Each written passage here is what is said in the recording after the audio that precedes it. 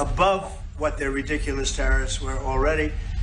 And I said, if that tariff isn't removed by tomorrow at 12 o'clock, we're putting a 50% tariff on above the tariffs that we put on. So they've gone for years. They've become a rich country because of people, again, that were in the White House that allowed this to happen. Hundreds of billions of dollars a year they'd make on us on trade, and it shouldn't be that way. And I have a great relationship with President Xi. I hope it's going to stay that way.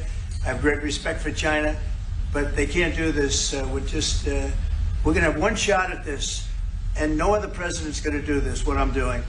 And I'll tell you what, it's an honor to do it because we have been just destroyed. What they've done to our system. You know, we have $36 trillion of debt for a reason. And the reason is that people allowed it to get that way. So we'll be talking to China. We'll be talking to a lot of different countries. And I think, you know, if we can make a really fair deal and a good deal for the United States, not a good deal for others. This is America first. It's now America first. And we didn't put America first. We put America last. The people that were in the Oval Office put America last, and we're not going to stand for it. Yeah. Questions. Do you expect any of these deals to be made before April 9th? And secondly, there have been some mixed messages from your administration. You're talking about negotiations, and yet others in your administration are saying that these tariffs are actually permanent. What is the action? Well, it could be. They can both be true.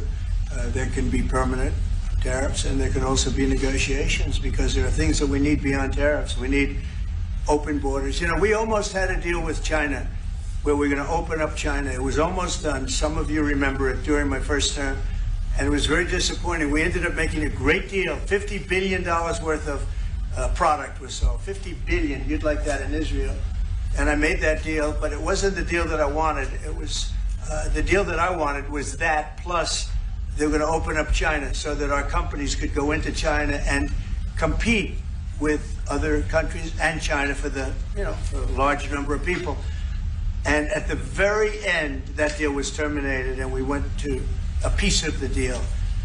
And there are a lot of things outside of tariffs, but tariffs are very important. But there are a lot of things like opening up countries that were totally closed. China's essentially a closed country.